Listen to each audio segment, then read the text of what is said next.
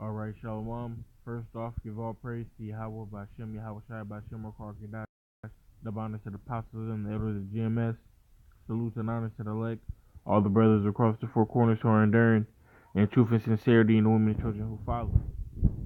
So, last night, I was on the job and, I work overnight. So it gets like really boring. So, I downloaded this movie Unthinkable from Netflix. And I watched it, and it put me in that spirit to think, it's a real good movie. If you haven't seen it, definitely go check it out. Like I said, it's on Netflix, and there's countless other ways that you can watch it. But it's about basically a terrorist who put nukes in a couple of different cities around the country, and they were torturing him. And there was a few things that they mentioned in the movie that are actual real. They mentioned the NAA Act, the National Defense Authorization Act, okay, which made everything that they did actually legal.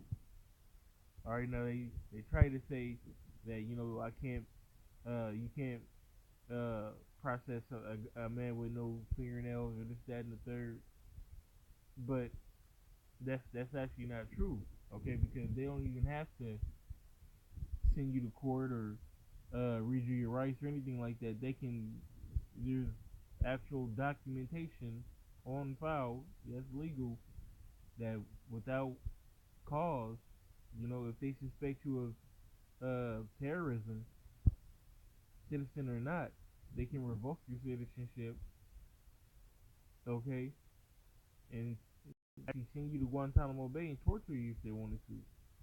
This is, on file, also on law, and through the spirit, that's what I believe that they're gonna try to do with us. Okay, everything is already, like I said, their I's have been dotted and their T's have been crossed.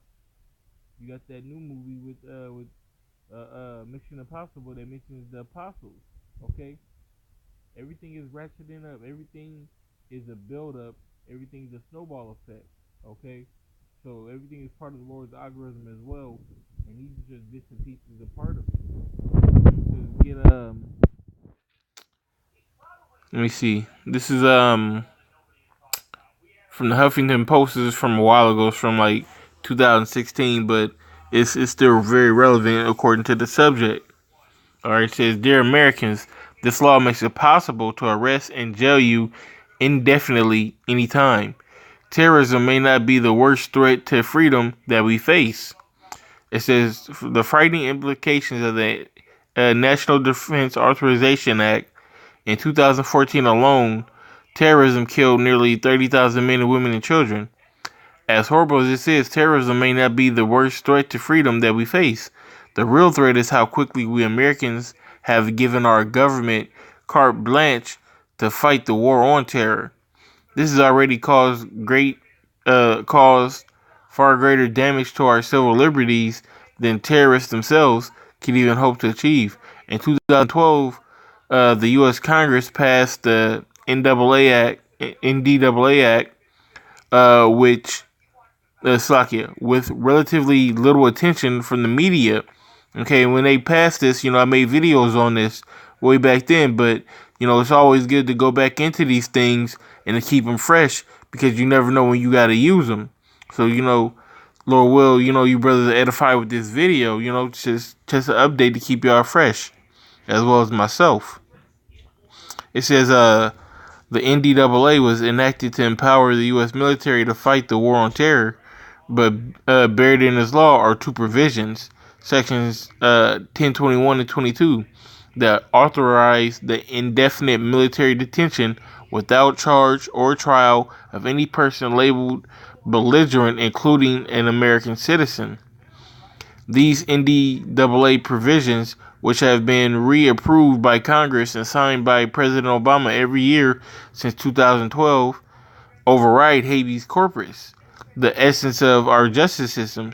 Habeas corpus is the vital legal procedure that prevents the government from detaining you indefinitely without showing just cause.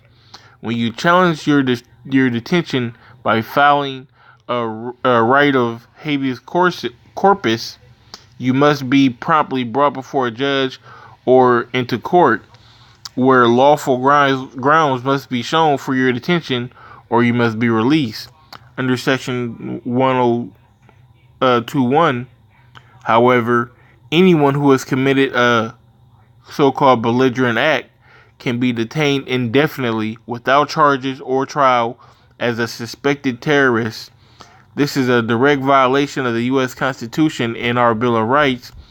In the Federalist, number 84, Alexander Hamilton stressed the importance that the right of habeas corpus is to protect against the favorite and most formidable instruments of tyranny. Okay, so basically, I'm gonna go ahead and put this in the description if you brothers want to keep reading it. But basically, they don't need probable cause. They don't need anything. All they have to say is that you're a suspected terrorist. Okay, and they can detain you indefinitely without charges or trial. All right, and that's what they did in this movie. They picked the dude up. They detained him. They tortured him to get the information out of him. Okay, now that's in its truth. Well, hold up, let me. That's in its truth. We're gonna go through similar things. Okay, this is Revelation chapter 2, verse 10. It says, "Fear none of those things which thou shalt suffer. Behold, the devil shall cast some of you in prison, that ye be tried." Okay, so who's the devil? The devil is the deceiver. The devil is the so-called white man who's going to come in. Which says when the enemy shall come in like a flood. Okay, the standard of the Lord, the Spirit of the Lord is going to lift up a standard against him. Okay, so during that flood, when the enemy's coming in, okay, that's martial law, that's concentration camps, things of that nature. There are going to be some of us that are going to be taken. Okay, and it's a good chance they're going to take us first before they even come down on Jake as a whole. All right, because you have what's called a false flag attack. Okay, they can say that blame us for a false flag attack, and that we're terrorists, and that under that act they have all rights to do whatever they please. So that's some of us being cast into prison, that we may be tried. Tried for what? To see where our faith really is. Because some of us will have to die and be martyred. Okay, but some of us are going to make it out of that. That's when the Spirit of the Lord is going to lift up that standard against them, and you'll get those spiritual powers. You know? This isn't a game. This isn't a fairy tale, an old wives' tale, or whatever you want to call it, man. This is real life, man. This is what's actually going to happen. So you need to have your mindset, that this could happen to you. Know that what you in it for, man. They killed the prophets back in the day, man. They killed the 12. They killed Yahweh Shai. We got to bear our cross as well. This could be our fate. Okay? But the dead in Yahweh Shai shall rise first. Okay? It says, and ye shall have tribulation 10 days. Be thou faithful unto death, and I will give thee a crown of life. Okay? So don't take the chip in that situation. Don't forsake Yahweh Shem Yahushai. Do what you got to do, man. Be a man. Stand on your own too. Okay? Praise the Most High Yahweh Shem Yahushai. Read Maccabees, man. And through the Spirit, that might be the one of the next lessons that I do, with this. Because that was powerful, man. The woman with her sons in Maccabees. Okay? Be faithful unto death. They were faithful unto death. Okay? And it says the Lord will give you a crown of life.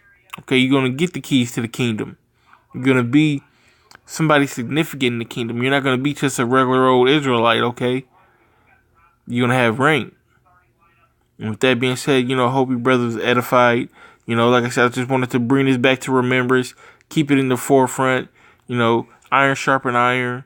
Call Yahweh Bashem El Shai Bashem Makar Kadash. Double honors to the apostles and the elders of GMS. Salutes and honors to the elect, all the brothers across the four corners who are enduring, and truth and sincerity in the women and children who follow. Shalom.